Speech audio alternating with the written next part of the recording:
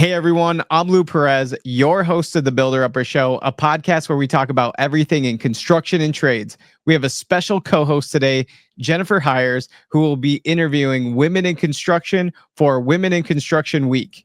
Hey Jen, how you doing? Hi Lou, thanks for having me. Who is your special guest today?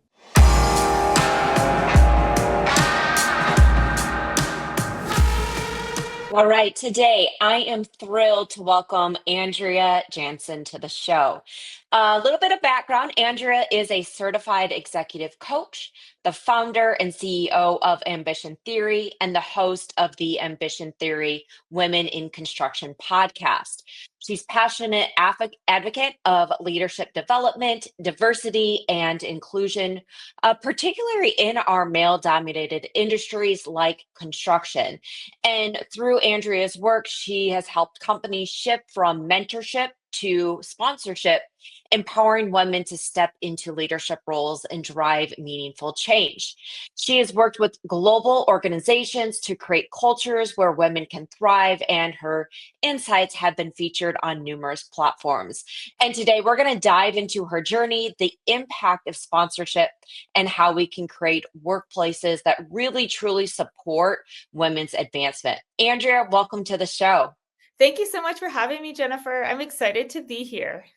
Awesome. Well, we're doing this. We're actually recording it before next week's Women in Construction, where we're going to celebrate women in construction. So really happy to have you here. And I do have some questions lined up. So let's just go ahead and dive right into it. So first, we're going to start with, founding Ambition Theory. What inspired you to establish Ambition Theory, and how has its mission evolved since its inception? Oh, that is such a great question. And it has been a ride. So I got into coaching, really, I started as a career coach. I did not work in construction before I started Ambition Theory. And it's because, at the time, those types of careers were not really promoted to me. I didn't really have any exposure to it. I kind of found and I kind of say like the industry chose me. I didn't choose it. I started out as a career coach, and then I kind of thought, I had a marketing background. I didn't have any recruitment, HR, any type of background like that. And I thought, I should get some kind of like certification. So I discovered coaching that way. So I went to executive coaching school with the goal of just being a better career coach. And through that, I really learned that coaching is so much more than getting someone a job, prepping them for an interview. That's very transactional. I realized it's so much bigger. There's so much leadership development that coaching can really help people with. There's so many cultural things that coaching can do inside companies to really open them up to exponential growth and opportunity. So I discovered coaching, and I'm like, I'm going to start this company. And I decided to focus on women. And the first thing that I created was a workshop called Reignite Your Ambition. And I was still running the business just under my name. Like it was Andrea Janzen Coaching. And I I was an entrepreneur, and literally I was just hustling, trying to get it off the ground. And, this Reignite Your Ambition workshop was getting some traction in technical industries. So I had lots of engineers, and it was really resonating with people with technical backgrounds. And how I got into construction was my husband works in construction. He works at a big general contractor. And this was around 2017, 2018. His company was sending women to the groundbreaking Women in Construction conference. So it's put on by Engineering News Record every year. And he sent it to me, saying like, look how amazing my company is. Look what they're doing to support our women employees. And I was like, wow, that's cool. What's this conference? Who are the speakers? What are they learning about? What are the topics? And on the website schedule, there was a TBD in one of the time slots. And so, I'm that entrepreneur. I'm trying to get my business off the ground. I called the conference and asked if they needed a leadership speaker. And they said yes. And at the time, I didn't know anything about construction. I actually didn't even really know about being a speaker, but I figured it out. I went there. I wasn't paid. I had to pay for myself to get there.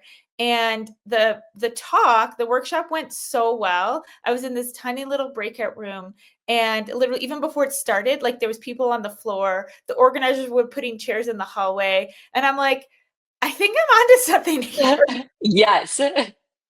And I had gotten some construction clients from that speaking engagement, but was still pursuing all industries, working with people from healthcare, finance, like you name it, just trying to get things going. And then there was a moment where I took a small business marketing course, and they're really talking about niching and focusing on a certain type of customer. And they had us do this exercise where we had to, write down all the types of customers we have and score them. And it turned out that construction was about 60% of our clientele. And the teacher challenged us to just focus on that customer segment for 90 days and see what happens. And so that's how we decided to really focus on advancing women in construction and really change the name to Ambition Theory, because I want to build something bigger than myself. So that's kind of how it started. And since then, since really becoming that expert in construction, we've been able to build up like a wealth of knowledge, a wealth of expertise, lots of partnerships to really help us make things happen kind of faster than if you're just kind of figuring out for the first time every time. I love that journey, and especially how you said, you construction found you. Mhm. That's an incredible journey. And let's transition, because I find my next question very interesting. Mentorship to sponsorships. And I say this because I've had two other guests on the show.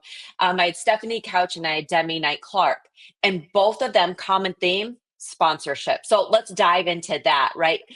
You've discussed the limitations of mentorship for women's career advancement and really advocate for sponsorship instead. So could you just elaborate on the distinction and its significance? Mhm. So I love that your other guests are talking about this, because even 2 years ago, most people were saying, get a mentor, get a mentor, get a mentor. Like that was still the language, the advice that people were given. So my heart is exploding right now Mhm. that people are talking about this.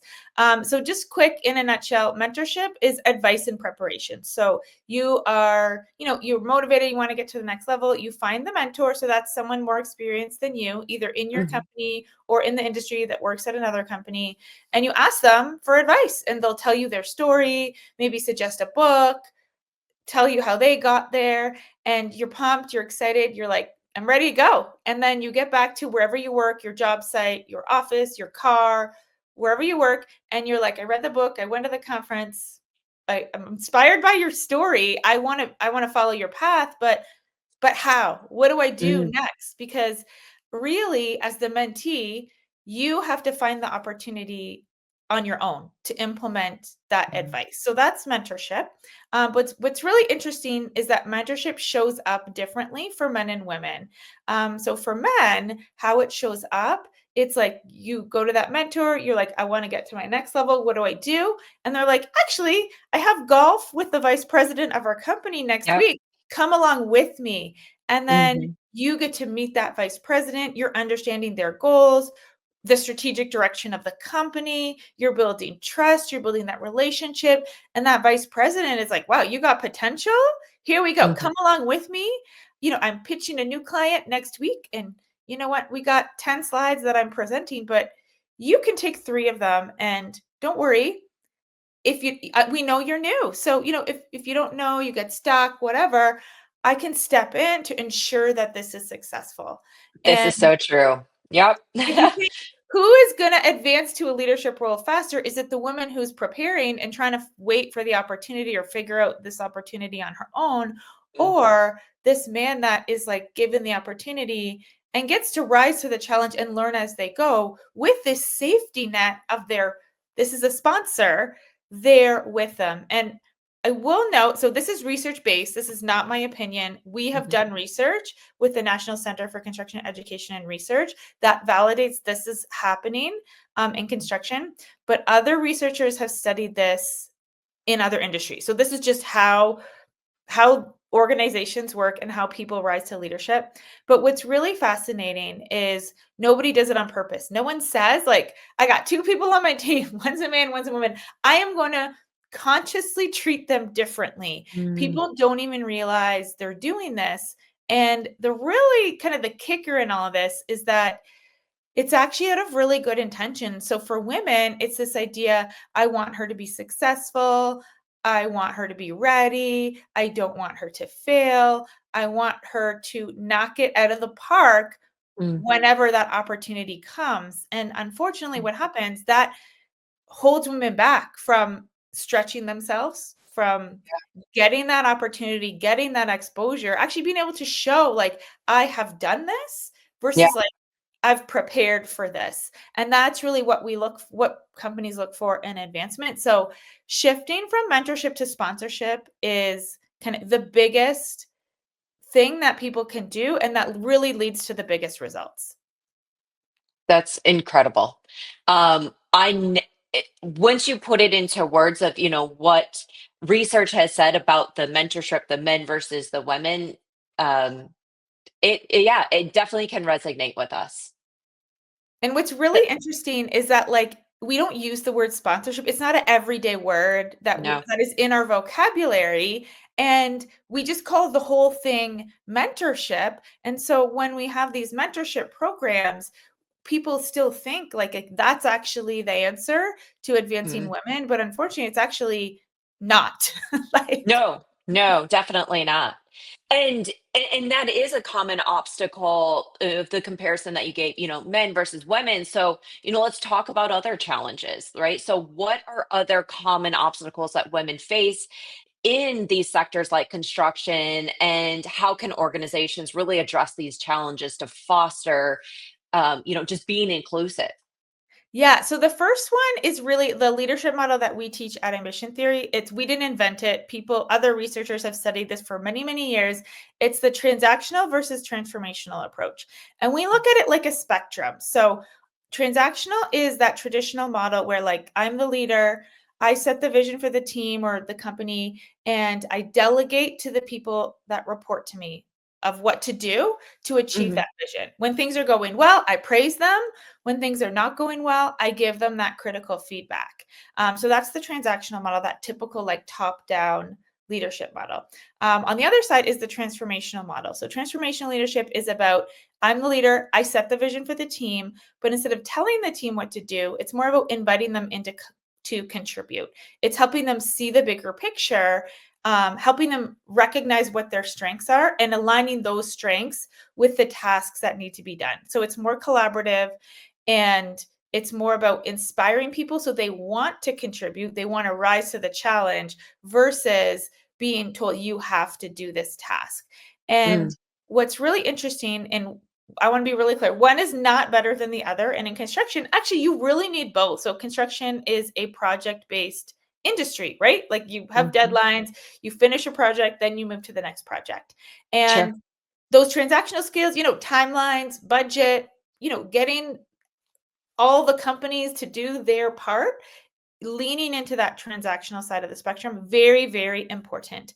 But Mm. if you think about, again, construction is a project-based industry. Where is the next project coming from? And if you think about how leveraging transactional skills to get the next project, it's all about price, Sure.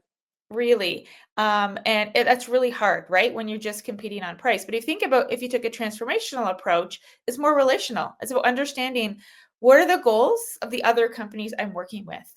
What other projects did they have in their pipeline? How can I show up and get curious and actually help them get the next project? And then you build longer term relationships.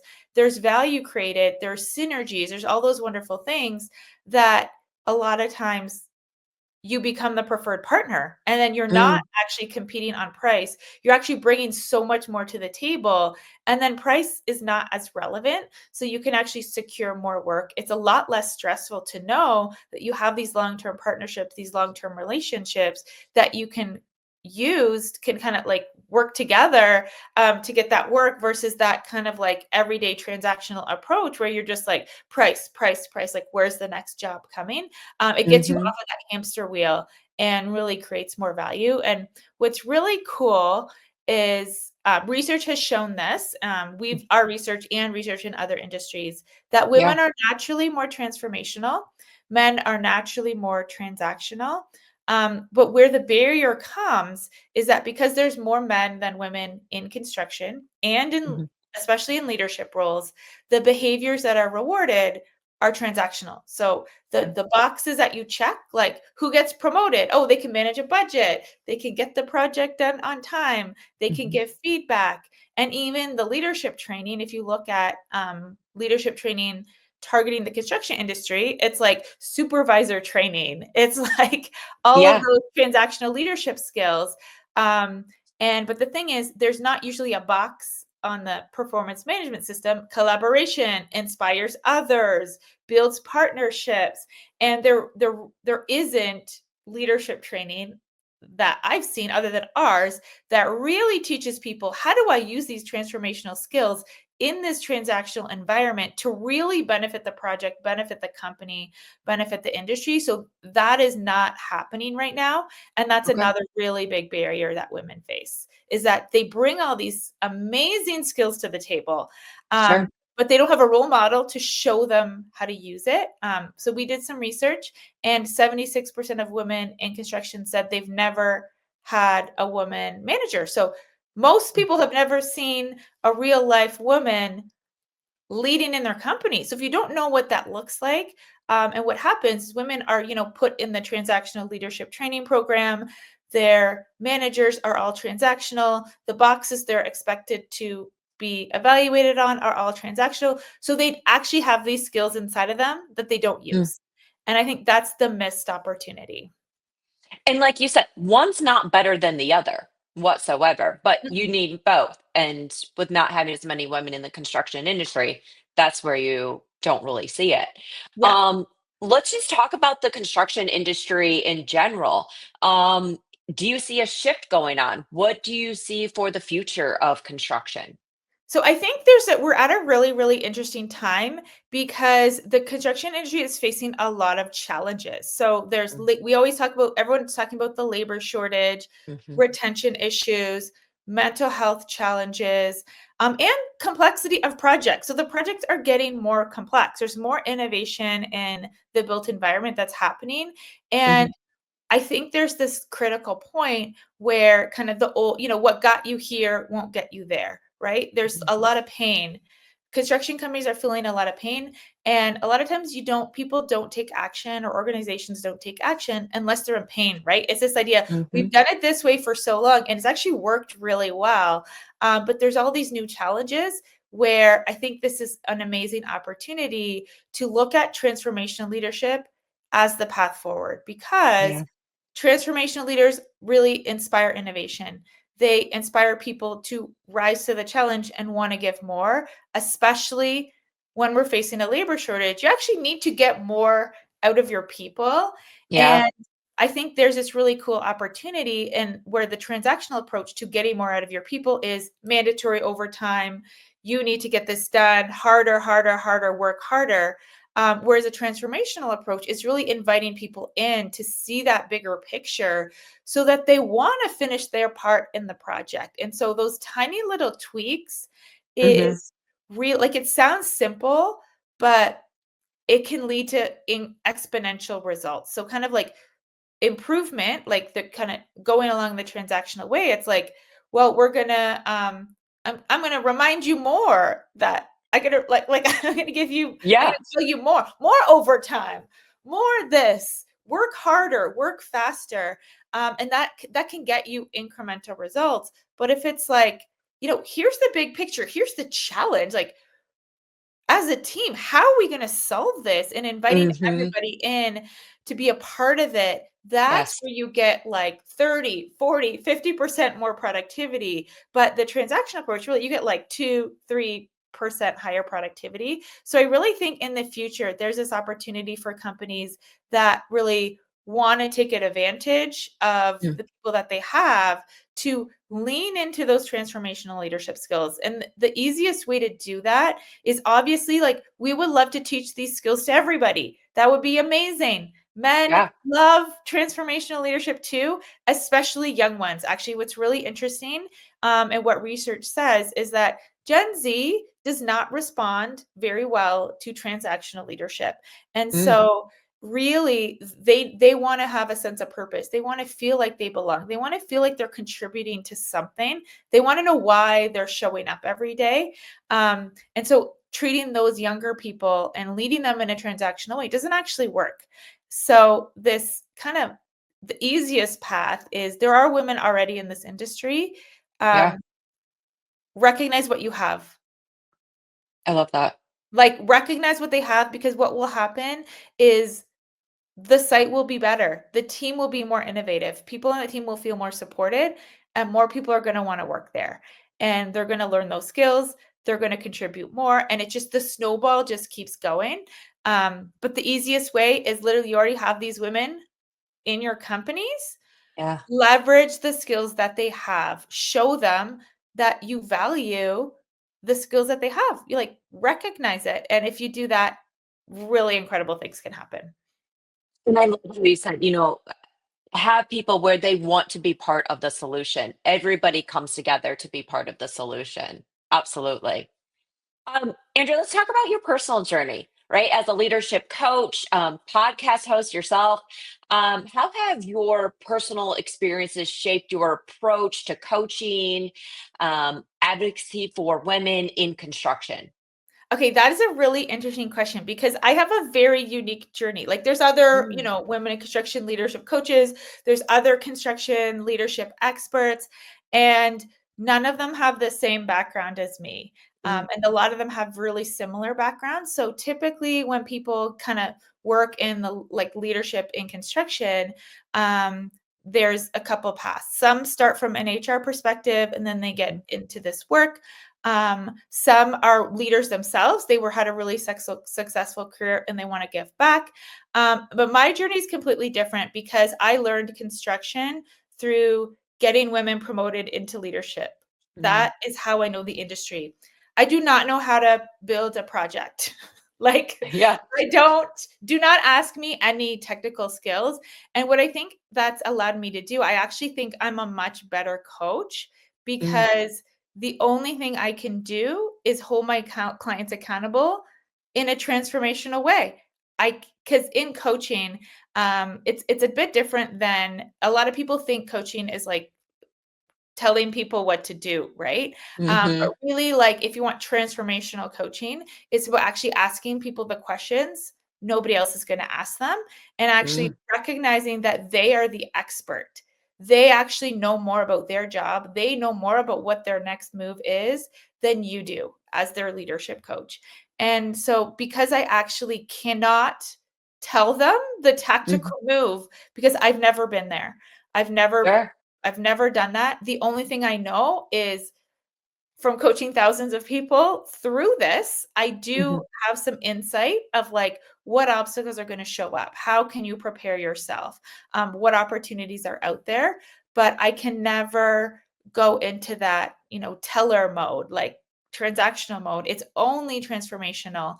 And what's really cool about that is that people get exponentially amazing opportunities when they Yeah. work with us. And we've really built like a system around that. So it's really Ambition Theory is not me anymore. It started out really as me, but Mhm. it's really become a brand, a methodology, a vision for the future of how leadership can look like in construction. And so that's kind of my journey. I think in the beginning, I did get some backlash from people. People would say, like, who does she think she is? All the other construction leadership experts are usually it was like a man, retired executive, Yeah. downloading all his wisdom and advice to the next generation. And it's really that idea. That's the transactional approach, right? Which can lead It to is. incremental growth, right? You could get 3, 4, 5% better. But my perspective is completely different. It's like, we need to do some, like, we need to figure this out. And like the coaching that I can offer was very, very different than what kind of others in the industry could offer. Yeah, absolutely. And we started this podcast, this episode, talking about that ambition theory. So, let's go full circle and then like let's close it out and say, well, your future vision, right? What are your aspirations for ambition theory and like let's say the next 5 years, how do you envision its role in transforming a workplace culture? So that is a great question, and it's really interesting. I'll just give you some backstory of like what's Sure. happening with our client base right now. Is so we really positioned ourselves as the experts in advancing women in construction. So we know like all types of construction. We've worked with people like that. We've worked with companies, and we know what it takes. Mhm. But what's really interesting, so we have a partnership with the National Association of Women in Construction, and Oh, we run their leadership academy with them. And we had a graduate really we have like a leadership model. It's like above the line thinking, below the line thinking. So above the line, you're mm, curious, you're asking questions, you're seeking solutions. Below the line is you're blaming, you're waiting for others, you're not taking action. And she had a printout of it. She took our course. It's a tool we use like every week in our course. And she had a printout of it on like her desk in her job site trailer. And the CEO was visiting projects. She was mhm. visiting that site, and she saw the picture, and she's like, "What is that?" That's really interesting. And this idea of this growth mind, it's really helping people stay in that curiosity, stay asking questions, stay not blaming others, really moving forward and innovating. She really liked the image. So she asked her about it, and it started this conversation about what she learned in our course. And the CEO said, "That is incredible.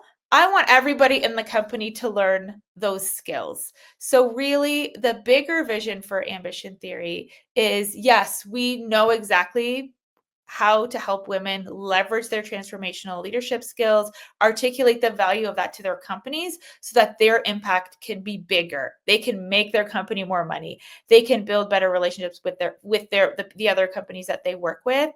But the bigger vision is really how do we teach everybody these skills, because Sure. the opportunity is there. The industry is at this pivotal moment where the way of doing things is not working anymore. So that's kind of the bigger vision for Ambition Theory. Where can people find you, Andrea? How can they find more about Ambition Theory? So they can go to our website. So it's ambitiontheory.com, or they can listen to our podcast. So it's the Ambition Theory Women in Construction podcast. That's great. Hopefully, everybody's writing that down. Andrea, I can't thank you enough for being a guest on our show, and then also just being able to connect the dots with other guests that we've had, and what they have encouraged women and just others in the industry to do. So, listeners, we are going to drop a survey. In the chat, so you can go ahead and fill out that survey for us. And once again, Andrea, I just want to thank you so much for being a guest. And we look forward to having this live during the Women in Construction Week, which is the first week of March. Awesome. Thank you so much for having me. This is a great conversation. Absolutely.